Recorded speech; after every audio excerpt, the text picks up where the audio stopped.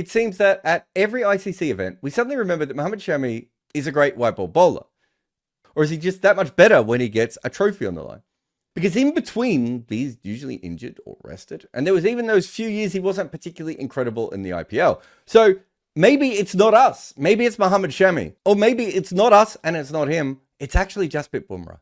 Because it's very hard to actually tell how good an Indian seam bowler is when at the other end is probably the greatest white ball bowler we have ever seen.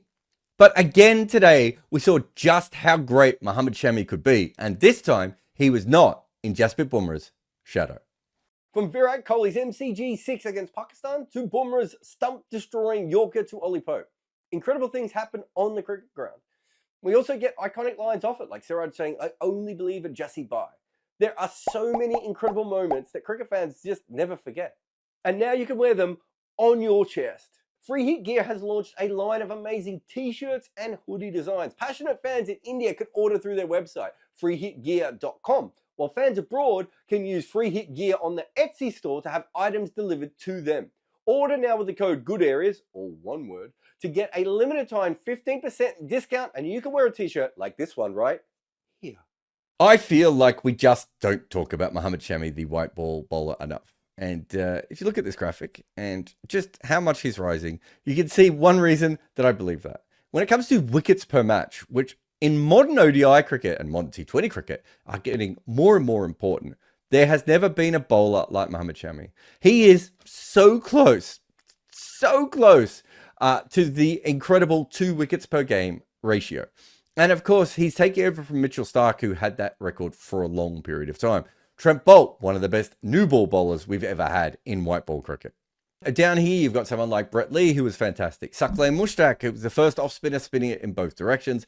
Alan Donald, who they called White Lightning. And Waqar Younis. Like, this is a very good list to be at the front of.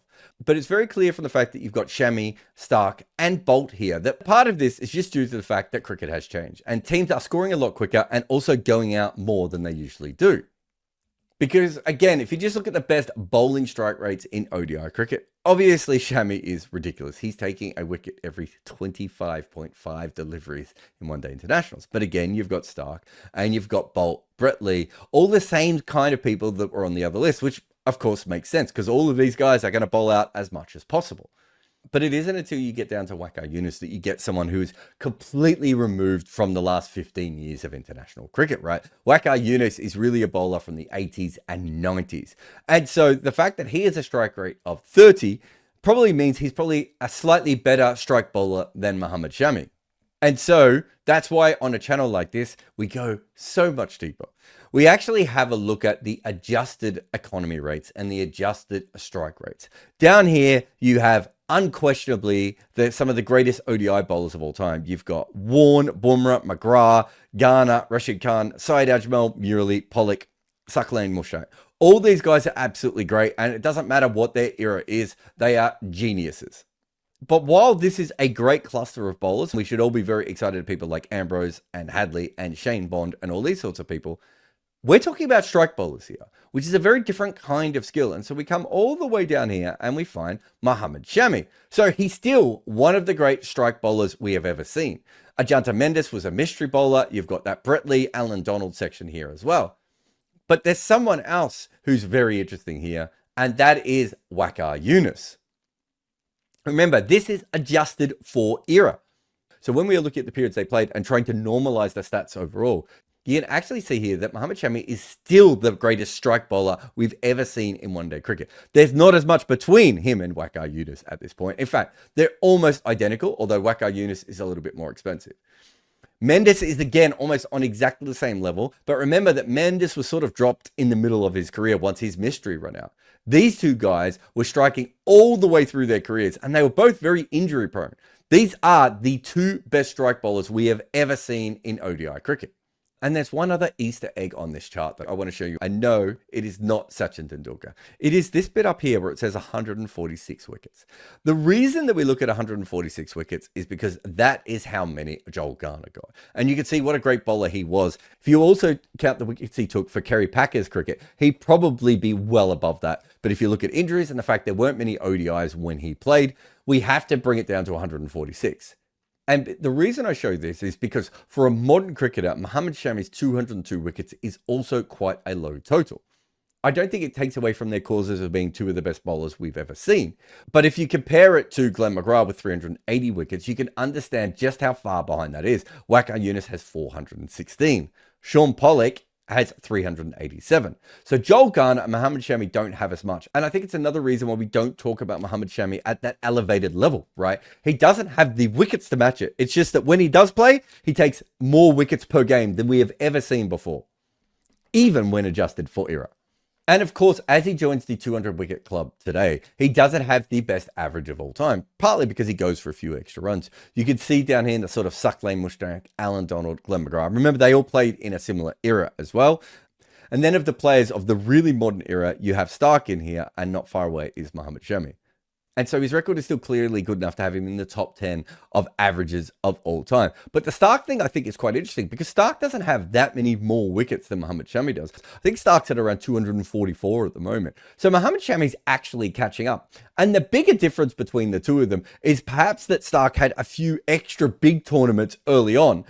Also, for a long period of time, Stark was the best bowler in his team and in the world. Mohammed Shami's kind of never had either of those things. And yet you look at this record and you can see he has a better bowling average than Trent Boult. Like, he is unquestionably a great, even if it's taken us a little bit longer to cotton onto this. And just because I thought this one was fun, at the moment, we have his adjusted wickets at 1.97. So it's not that much up on his normal numbers. Alan Donald is actually slightly above him. Now, remember, this might have something to do with how many overs you bowl per game and all different things like that. But he is another bowler that is worth remembering. And I think Alan Donald is not remembered as great because Shaun Pollock was there in the same era and Glenn McGrath was around at the same time. So Alan Donald and Mohammed Shami are probably quite similar in that kind of way, in that we think of other bowlers before them. It doesn't mean that they're not greats. It just means that the eras didn't quite align for them. But I think with Mohammed Shami, one of the more interesting things is just how good he has been at ICC events. Some of this could just be random sample size and everything else. And perhaps those are the tournaments when he's really trying at his hardest or whatever it may be. But you can see that about 18% of his matches have come in ICC tournaments. And yet, almost a third of his wickets have come, 29.7. That is absolutely massive. So when he does play ICC events, he is so much better than he is in normal tournaments. And in fact, we have a better way of showing you this. This is Shami in ICC tournaments compared to other games. So when he plays in other games, he's got an economy of 5.67 and he takes a wicket every 29.9 deliveries. These are still very good numbers, especially for a strike bowler like him. But if we could just move down here, wait, we're still going just a little bit further. Wait, just a little bit further, just a little bit. And here we are down here. Here he has an economy of 5.14. So instantly he's gone down by half a run and over. But he is taking a wicket every 15.5 deliveries in ICC events. We said he's arguably the greatest strike bowler of all time, you know, looking at people like Alan Donald and Waqar Younis. But in ICC events, he is taking a wicket every 15.5 deliveries. That is absolute madness. He's not doing it on a Tuesday in Monaco Oval, is he? He's doing it in ICC events like the World Cup and the Champions Trophy. These numbers are absolutely insane. Every 15, that means he takes a wicket every 3 overs when a trophy is on the line. And of course, we have to look at his true numbers here. So again, this is normal, everyday, bilateral, one-day cricket. He's a slight plus on his true economy, but obviously getting 36% more wickets than we would expect. That's pretty good. He's a strike bowler. We're happy with that. What the hell is this? Right? At this stage, he is 0.7 runs over better than what we would expect. And he's taking almost an extra wicket per 10 overs than we would expect for the overs that he's bowling. This is ICC beast mode. And Shami has been doing it all the way through his career. These numbers are just insanity. And just to put his true value in ODIs in full view, this is all the players from 1999 through to today. Unfortunately, you know, it's harder to get the true values all the way back. But you can see here, even when adjusted for what overs he bowls, he is still the best strike bowler in world cricket. And he is taking 62% more wickets than we would expect for the overs that he delivers. And it's not like he's on the wrong side of true economy. He's still got a pretty healthy true economy here as well. But he's just such a beast when it comes to taking wickets. And I just want to come back to this graphic for one moment, because I showed Shami and how good he looked. But let's just, if we go around the horn a little bit here, we come to Jarrod Bumrah. Jarrod Bumrah is 1.3 runs and over better than what we would expect him to be. His true economy rate is ridiculous. And you can see there isn't anyone else actually put that close. Like Rashid Khan is a distance behind him. So Bumrah is a great. But when you look at his true wickets, he's marginally better. Like, it's still good. Anything in the plus is good. But it's his economy that really stands him out. If we come over here to Mohammed Shami, we can see they're completely different bowlers. In this case, Mohammed Shami's got a good economy, but his true wickets is absolutely wild. And so I want to show both of them on the same graphic here. This is when they both play in the same ODIs. This is balls per dismissal, and this is economy rate. So balls per dismissal, Jarrod Bumrah takes a wicket every 36.7. This is still elite. Like, this is a great record to have. His economy, though, is 4.67, which in modern cricket is just absolutely wild. But look at how different he is to Mohammed Shami. Mohammed Shami's economy is 5.76. It's fine, but it's not great. But his balls per dismissal are 19.2. And what I find really, really incredible about all this is what these two are doing in the same games. They are both great white ball players, but they are nothing like each other. And you could not have a better pairing. Unfortunately for India in this Champions Trophy, they don't have this guy. They only have this guy.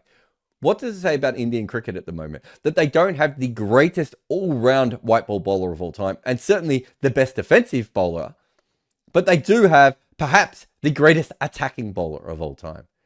And it's because of this guy that we sometimes overlook this guy. Greatness comes in many forms, and Mohammed Shami, again today, was great. South Africa did not choke. In 1906, South Africa needed 284 to win. They'd only passed 100 in half their test innings at that point. At 105 for 6, it seemed impossible. They fought back but lost another flurry, leaving 45 to win with 1 wicket in hand.